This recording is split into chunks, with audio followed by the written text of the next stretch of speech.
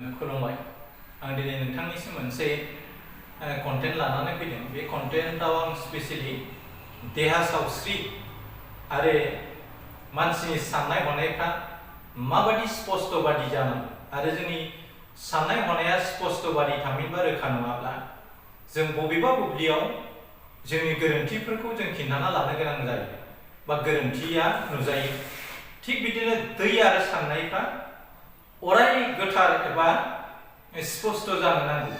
बेखौ लानानै आं एपिजे आब्दुल कालामआ मा बुंदों बेनि सायाव सुंद'यै नोंथांमोननो बिजिरनानै बुंनो नाजानाय जादों। साननाय आरो दैया अराय स्पष्ट जानो नांगौ, मानोना गाज्रि दैया सावस्रिखौ खहा खालामो आरो गाज्रि साननाया जिउखौ खहा खालामो। साननाय आरो दै बे मोननै बेसादखौ एपिजे आब्दुल कालामआ मोनसे खोब मोजां एबा पिउरिफाइड थिंग्स मुवा होननानै बिथाङा बुंदों आरो बे मोननै बेसादा अराय जुदि रोखा स्पष्ट जायोब्ला, जोंनि साननाया जुदि गोथार जायोब्ला जोङो मानसिफोरजों गाज्रि मोनजानाय नङा, मानसिफोरजों बाख्नायजागोन, मानसिफोरजों बदनाम होजानाय नङा। थिग बिदिनो दैया जुदि मैला गोनां जायोब्ला जोंनि देहा सावस्रिया खहा जानो हायो, बेराम आजार जानो हायो। दा दैयाबो जोंनि लाइफआव गोबां जोंखौ थांना थानायाव गोबां बिहोमा होबोगासिनो दं। मानोना दैनि जोहै जोङो गावनि मैला गोनां देहाखौ दुगैयै लोबै साखोन सिखोन खालामनो हायो आरो दै नङाब्लानो बुहुमनि मोनबो जिब जुनार बायदिसिनाफ्रा थांनानै थानो हानाय नङा। बेनिखायनो दै आरो साननाया ओरैबायदि मोनसे गोथार बेसाद। बे बेसादनि सायाव बेस खालामनानै एपिजे आब्दुल कालाम थामहिनबा भारतनि मुंदांखा सासे मिसाइलमेन, लोगोसे बिथाङा भारतबादि बुहुमनि मादाव देरसिन मोनसे गणतन्त्र रायजोनि बियो प्रेसिडेन्टमोन, बिथाङा भारत प्रेसिडेन्टमोन।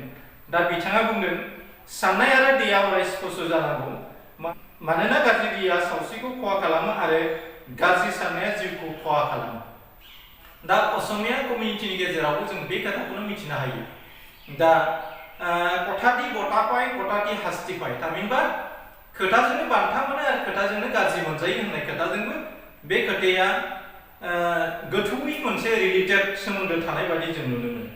बेनिखायनो চিন্তা আৰু পানী সদায় স্পষ্ট হ'ব লাগে।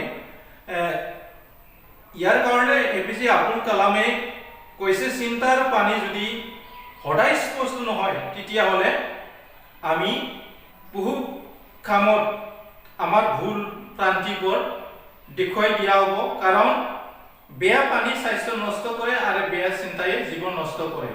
বেয়া পানী যেনেকৈ আমাৰ স্বাস্থ্যটো নষ্ট কৰিব পাৰে আৰু বেয়া চিন্তাই আমাৰ জীৱনটো ধ্বংস কৰিব পাৰে। গতিকে আমি সদায় চিন্তা কৰিলে আমি ভাল চিন্তাটো কৰিব লাগে আৰু কথা বাৰ্তা ক'লে আমি সদায় স্পষ্টবাদী হ'ব লাগিব, অস্পষ্টকৈ আমি কোনো কথা ক'ব নালাগে। গতিকে চিন্তা আৰু পানী এই দুটাৰ মাজত পাৰ্থক্য এইটোৱে যে আমি চিন্তা কৰিলে ভাল চিন্তা কৰিব লাগে। আমি যদি কিবা এটা কাম সঠিক কৰিব যদি বিচাৰে তেতিয়াহ'লে আমাৰ চিন্তাবোৰ সঠিক হ'ব লাগিব। কাৰণ যেনেকৈ বেয়া পানীয়ে আমাৰ স্বাস্থ্যটো নষ্ট কৰে আৰু বেয়া চিন্তাও আমাৰ জীৱনটো ধ্বংস কৰিব পাৰে। बेनिखायनो एपिजे आब्दुल कालामआ बे खोथाखौ बुंदों जोंनि साननाय हनायफ्रा अराय स्पष्ट जानो नांगौ। जेरैहाय गाज्रि दैया जोंनि देहा सावस्रिखौ खहा खालामनो हायो आरो गाज्रि साननाया जोंनि जिउखौबो खहा लाबोनो हायो। बेनिखायनो जों अराय जोंनि साननाय हनायफ्रा अराय मोजां जानांगौ। बे खोथाखौनो बेस खालामना आं दिनैनि कन्टेन्टखौ लाबोयो। मिजिंथि नोंथांमोना बे कन्टेन्टनि जोहै मोनसे टिभाइसन मोनगोन होननानै आं मिजिंथियो। आं भिडिअखौ बांद्राय गोलाव खालामसोला, भिडिअखौ बेखिनियावनो आं फोजोबनो नाजानाय जाबाय। जोबथा बुब्लियाव नोंथांमोननिसिम आंनि गाहाम हामलायनायखौ बावहरनाय दिनैनि कन्टेन्टखौ बेखिनियावनो फोजोबनाय जायो। एसेनोसै, गोजोन्थों, खुलुमबाय, जय बर'।